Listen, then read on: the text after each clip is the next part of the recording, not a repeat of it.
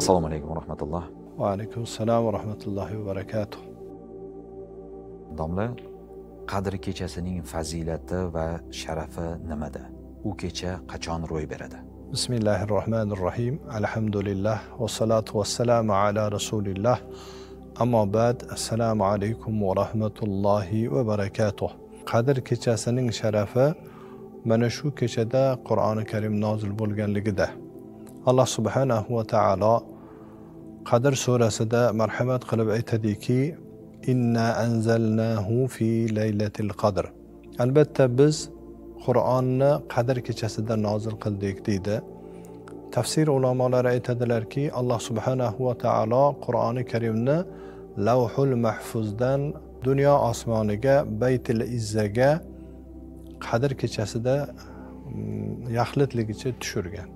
Undan keyin Rasululloh sallallohu alayhi va sallamga 23 yil davomida hodisa va voqealar taqozosiga ko'ra bo'lak-bo'lak bo'lib Qur'oni Karim nozil bo'lgan. Demak, bu Qadr kechasining sharafiga bu kechada Qur'oni Karimni Lavhul Mahfuzdan dunyo osmoniga tushirilganligi dalolat qiladi. Shu bilan bu kechani qadri yuksaklarga ko'tarilgan. Endi Qur'oni Karim nima uchun dunyo osmoniga, Baytul Izzaga tushirildi desa, Baytul Izza osmon bu farishtalarning manzili, farishtalarni maskani hisoblanadi. Farishtalarni Allohu taolo Baytul Izzaga Qur'oni Karimni tushirish bilan farishtalar o'zi sharafli, yana ham ularning sharafini Alloh taolo yuqori ko'tardi. Demak, bu Qadr kechasi Ramazon oyini ichida berkitilgan. Undan keyin Rasululloh sallallohu alayhi va sallamga 23 yil davomida hodisa va voqealar taqozosiga ko'ra bo'lak-bo'lak bo'lib Qur'oni Karim nozil bo'lgan. Demak, bu Qadr kechasining sharafiga bu kechada Qur'oni Karimni Lavhul Mahfuzdan dunyo osmoniga tushirilganligi dalolat qiladi. Shu bilan bu kechani qadri yuksaklarga ko'tarilgan. Endi Qur'oni Karim nima uchun dunyo osmoniga, Baytul Izzaga tushirildi desa, Baytul Izza osmon bu farishtalarning manzili, farishtalarni maskani hisoblanadi.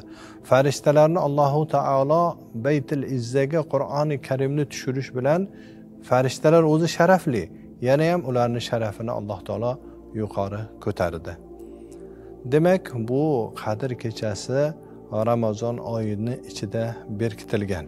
Laylatul Qadr bu payg'ambarimiz sollallohu alayhi va sallam hadis muboraklarida Qadr kechasini oxirgi 10 kunlikdan qidiringlar deganlariga binoan o'sha oxirgi 10 kunlikni tog' kechalaridan qidirishlik va o'sha kunlarni lozim tutishlik maqsadiga muvofiq bo'ladi. Qadr kechasini qadr deb nomlanishida ulamolar bir qancha omillarni ko'rsatgan. Birinchisi o'zi bizni tilimizga ham kirib ketgan qadrli kecha.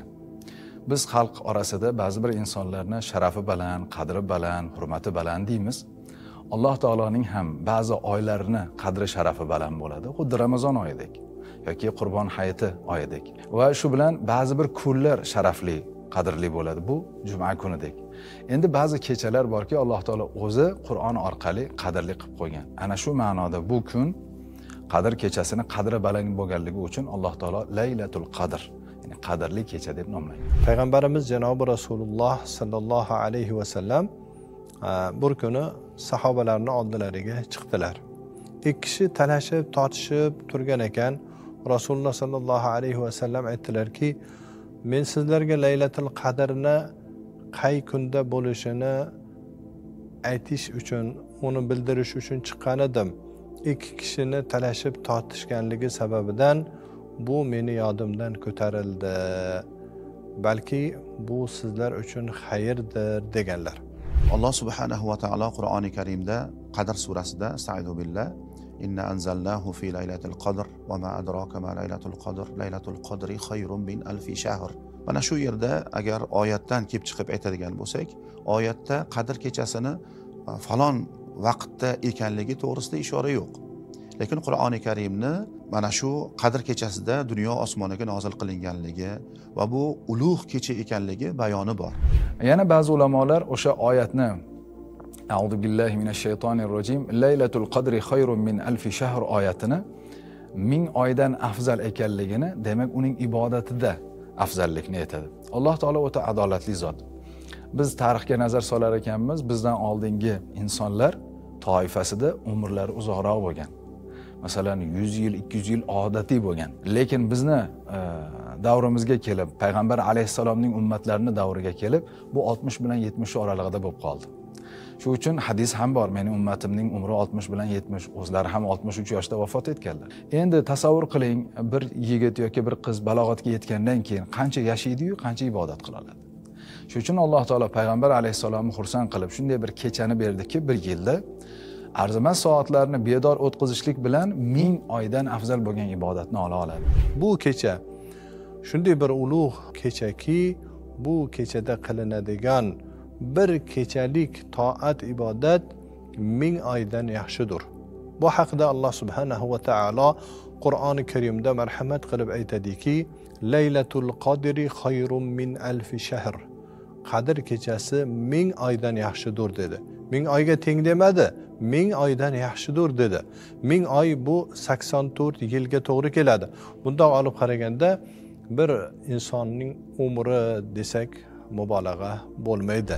Payg'ambarimiz alayhissalom aytgan hadislari ham bor. Man qoma laylatul qadri imanan va ihtisaban g'ufira lahu ma taqaddama min zambihi dedilar. Kim qadr kechasida bedor bo'lsa va ana shu ajridan, mukofotdan umidvor bo'lsa, shu kechani ulug' sanaydigan bo'lsa, uni gunohlari kechiriladi dedilar. Aslida bu savoblar, ajr, mukofotlar bu dunyoda imkoniyati bor narsa. Ammo qiyomat kunida bu ajr savoblarni topishni imkoni bo'lmaydi. Chunki Alloh taolo Qur'oni Karimda marhamat qilib aytadiki, yawma yafirrul mar'u min akhihi va ummihi va abihi va sahibatihi. Alloh taolo Qur'oni Karimda aytadiki, u kun shunday kunki, kishi o'zining aka-ukasidan, onasidan, otasidan va o'z ayolidan qochadi deydi. Ya'ni savob so'ramasin deb qochadi. Demak, u kunda eng yaqin insoningiz ham sizga bittagina savob bera olmaydi, chunki o'zi bilan o'zi avora bo'ladi, o'ziga savob kerak bo'ladi. O'ylab ko'ring, mana shundoq kunda sizning namoyi amalingizda yoki amallar tarozisida 1000 oydan yaxshiroq bo'lgan savobni Alloh taolo sizga ato qilsa, qanday xursandchilik, qanday saodat va go'zal holat ro'y beradi. Agarda kimda kim shu qadr kechasini topaman deydigan bo'lsa, avvalo unga bir shart bor. Ulamolar mana shuni tavsiya etishadi. Payg'ambarimiz alayhissalom kimda kim xufton namozini jamoat bilan ado qiladigan bo'lsa, u xuddi kechani yarmini ibodat bilan o'tkazibdi dedilar. Kimda kim bomdod namozini jamoat bilan ado qiladigan bo'lsa, u xuddi kechasini hammasini bedor o'tkazgan odam bilan barobar bo'ladi dedilar. Xuddi shunday o'tkazgandek bo'ladi dedilar. Demak, qadr kechasini kutmoqchi bo'lgan kishi avvalo ana shu kunni xufton namozini jamoat bilan o'qisin va bedor bo'lgandan keyin bomdodni jamoatini lozim tutadigan bo'lsa, ana shu ajrni, mukofotni topadi. Qadr kechasi qanday duo va amallarni ado etish lozim? Bismillah, alhamdulillah, vassalatu vassalamu ala rasulillah va ba'd. Payg'ambar alayhissalomning hadislarida ishora borki, kimda kim qadr kechasini bedor o'tkazsa deyaptilar. Demak, bedor o'tkazish qanday bo'ladi? Ba'zilar bedor o'tkazish kerak ekan deb, aynan saharlikka yetib olish uchun vaqtini behuda narsalar bilan o'tkazadi. Deylik, kino ko'rishi mumkin, yo bir o'yin bilan o'tkazishi mumkin, yo bir taomlanib, yoki bir behuda, befoyda so'zlar bilan gapirib o'tkazish mumkin. Yo'q. Bu bedor o'tkazishga kirmaydi. Balki o'zlari tavsiya qilgan amallar bor. Avvalambor bu kechada duoni ko'paytirish va xosatan Oysha radhiyallohu anha onamizdan rivoyat qilingan hadisda payg'ambar alayhissalomga aytdilarki, ya Rasululloh, agar men qadr kechasini bilsam, topsam, qaysi duo qilishligimni, nima deb so'rashligimni aytasiz deganlarida payg'ambar alayhissalom aytdilarki, shunday so'ragin. Duo shundan iboratki, Allohumma innaka afuvun tuhibbul afwa fa'fu anni. Ey Allohim, sen kechiruvchisan, kechirishlikni yaxshi ko'rasan, meni kechirgin deb so'ragin deganlar. O'zlari ham ko'p duo qilganlar. Bu duoni qarangki, payg'ambar alayhissalom o'zi aslida qisqa gapirganlar, lekin juda serma'no gapirganlar. Ana shu kichik duoda afu bilan, ya'ni Alloh taolodan ofiyat bilan kechirishlikni so'rayapti. Ulamolarimiz bu hadisning sharhida aytadilarki, agar Alloh taolo qaysi bir bandasiga ofiyatni bersa va gunohini kechirsa, ikki dunyoda baxtli bo'ladi. Bu dunyoda ofiyat bersa, alhamdulillah maza qilib yashaysiz. Gunohlaringizni kechirsa, oxiratda jannatga kirasiz. Shuning uchun payg'ambar alayhissalom nihoyatda qisqa bir duoni aytdilar. Allohumma innaka afuvun tuhibbul afwa fa'fu anni. Meni kechir, ofiyat ber ma'nosidagi ushbu duoni ko'p aytishlikni payg'ambarimiz sollallohu alayhi vasallam tavsiya qilganlar. Sufyanus Savri rahimahulloh aytadilarki, Qadr kechasida ko'p namoz o'qigandan ko'ra ko'proq duo qilgan yaxshi deganlar. O'shaning uchun Qadr kechasida namoz ham o'qish kerak, ko'proq duo qilish talab qilinadi. Chunki Rasululloh sallallohu alayhi vasallam Ramazon kechalarida ibodat qilib namoz o'qigan paytlarida Qur'onni qiroat qilardilar va Qur'on qiroat qilgan paytlarida jannat bashorati to'g'risidagi oyatlar kelsa, Allohdan so'rab duo qilardilar. Do'zax haqidagi oyatlar kelsa, panoh so'rab Allohdan duo qilardilar. Demak, Rasululloh sallallohu alayhi vasallam muborak Ramazon oyida ham ko'proq duo qilar edilar. Demak, bu kechada ko'proq Alloh taologa munojat, duo qilish yaxshi. Ba'zi sahobalardan aytilinadi, payg'ambarimiz sollallohu alayhi vasallamdan keyin odamlar sahoba ikromlarni ziyorat qilgani kelishardi. Shunda duo qiling deyishganda u kishi, ya'ni sahobalar shu duoni aytishar ekan. Robbana atina fid dunya hasana va fil oxirati hasana va qina azaban nar deyirkanlar. Bu duoni Alloh subhanahu va taolo o'zi o'rgatgan bizga duo qilishlikni. Endi Qadr kechalarida shuni so'ralsa, ya'ni ey Robbimiz, bizga dunyoni ham yaxshiliklarni bergin va oxiratda ham yaxshiliklarni bergin va do'zaxni azobidan bizni saqlagin deb duo qilishliklari bu ayni maqsadiga muvofiq bo'ladi. Zero bu duo hammamiz uchun tilimizda oson duo. Hammamiz bilamiz buni. 7 yoshdan 70 yoshgacha bo'lganlarimizni hammalarimiz yodlagan duolarimiz mana shu Robbana atina fid dunya hasana. Va shu bilan bir qatorda Qur'on tilovatini ko'paytirish. Ba'zi ulamolarimiz Ramazon oyi kirganda hatto ilm halqalarini to'xtatishgan, hatto kitob ta'lif qilishlarini to'xtatishgan va butun vaqtini Qur'on o'qish bilan o'tkazishgan. Bunga nima ishora desa, payg'ambar alayhissalom har yili Ramazonda Jabroil alayhissalomga nozil bo'lgan oyatlarni bir marotaba o'qib berganlar. Lekin vafotlari yili Ramazon oyida 2 marotaba o'qib berganlar. Shu uchun ulamolar aytadilarki, payg'ambar alayhissalom ko'proq Qur'onni o'qishlikni o'zlariga odat qildilarmi?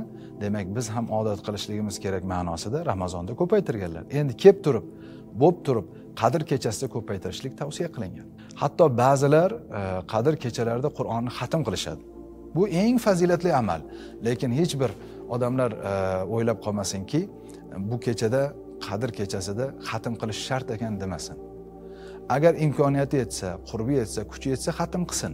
Lekin qurbi yetmaydigan inson esa bilgani qadar, imkoni qadar Qur'onni o'qishligi ham bu Qadr kechasini bedor o'tkazishlikda eng katta xayrli amal hisoblanadi.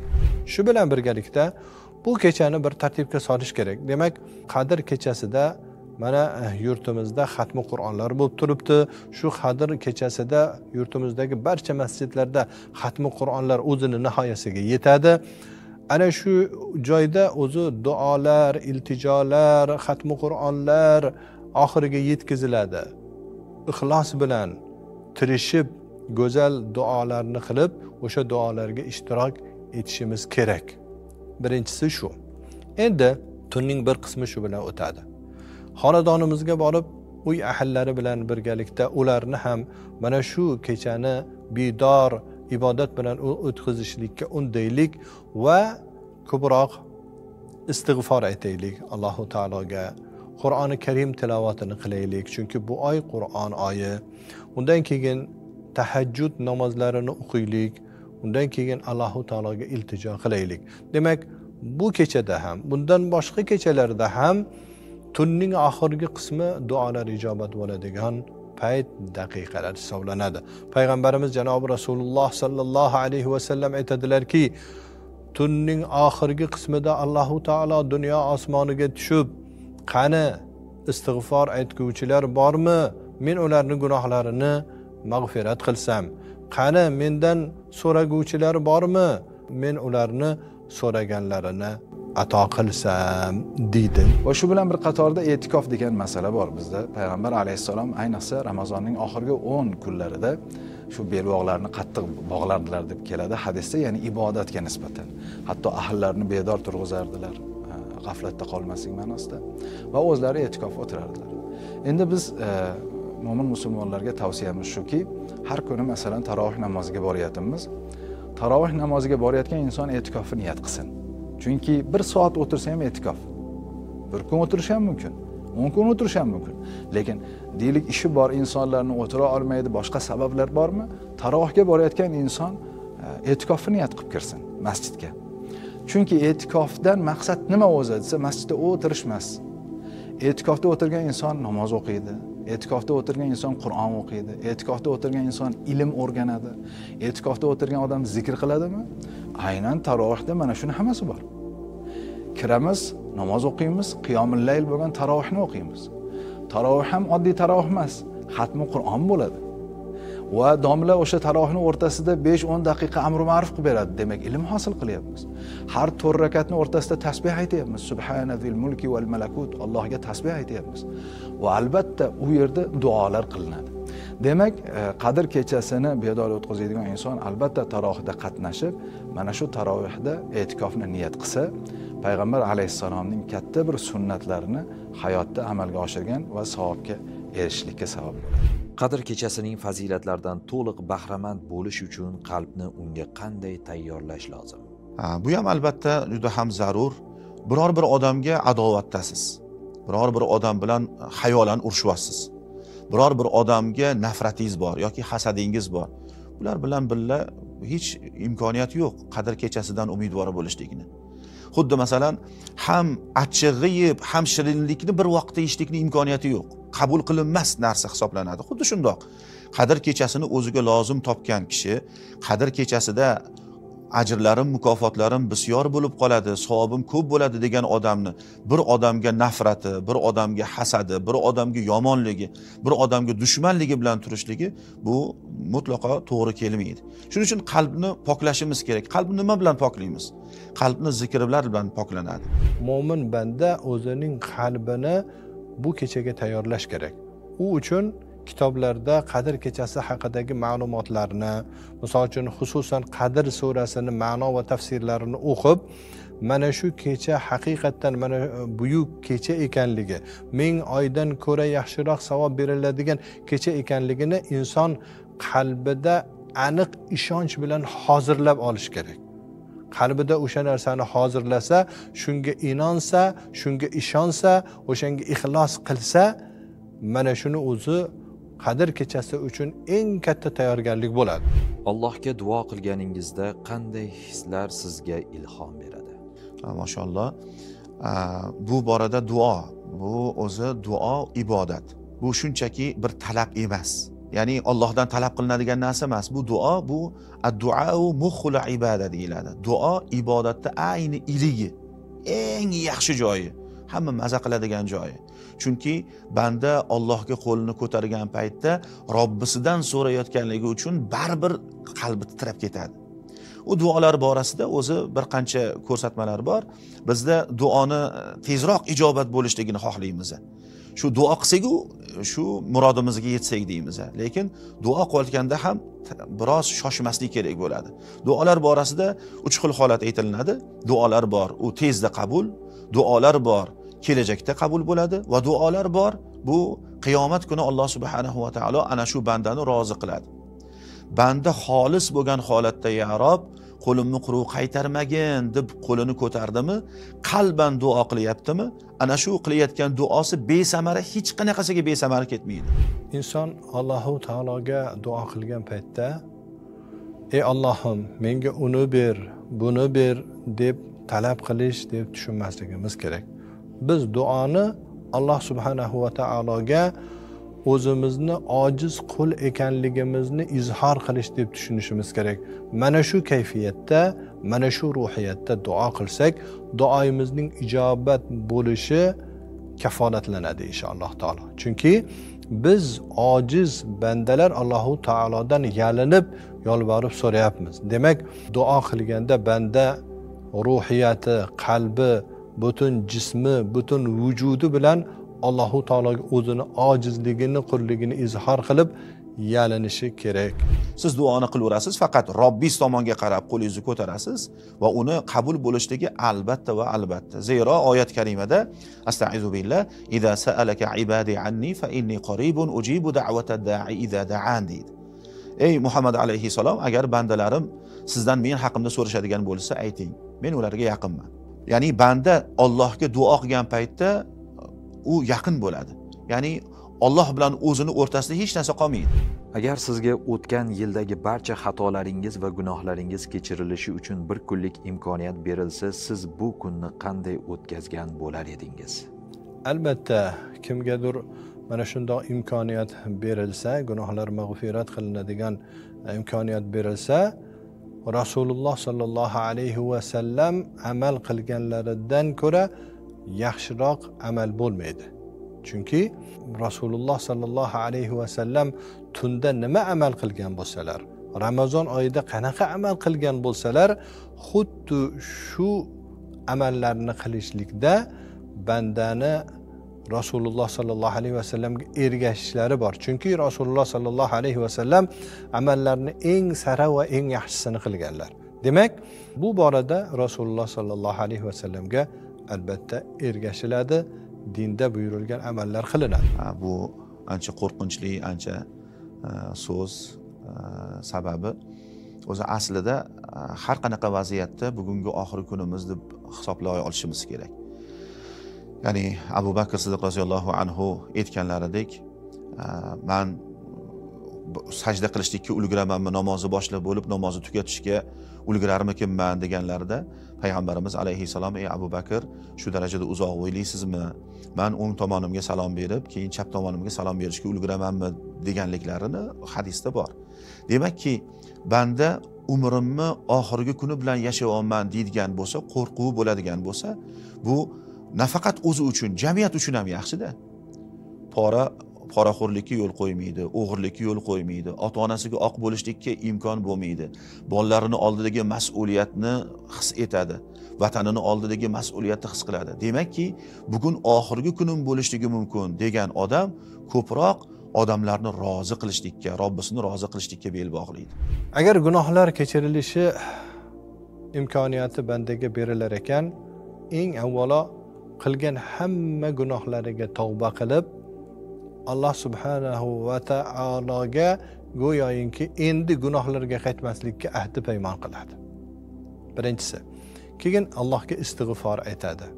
Keyin Alloh taolodan iltijo qilib, duolar qilib, mana shu yo'lda, ya'niki tavba qilib, gunohlari kechirilib, endi mana shu poklikda umrini oxirigacha davom etishni Alloh taolodan iltijolar qilib so'raydi.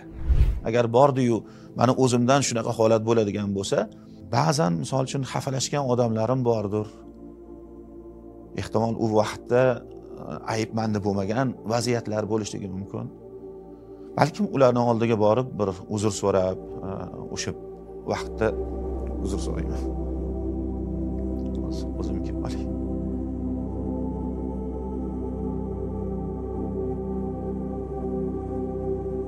Mandan o'tgan bo'lsa yoki o'tmagan bo'lsa ham aslida rozi bo'ling, xafa qilgan bo'lsam uzr degan bo'lardim va avvalo roziligini olib, keyin Alloh subhanahu va taologa muqarrab bo'lishlik uchun toatni, ibodatni ko'proq ixlos bilan, o'zi ibodatlarimizda to'g'ri ixlos bilan ibodat qilishlikka harakat qilamiz. Ba'zan hayolimiz boshqa joyda bo'lib qoladi-da. Lekin mana shunday hozir agar oxirgi kuningiz deb e'tibor qilingan bo'lsa-chi deyilsa, unda banda ehtimol hayoli dunyodan mutlaqo uziladi. Faqatgina Allohning roziligini o'ylaydi banda bunday vaqtda.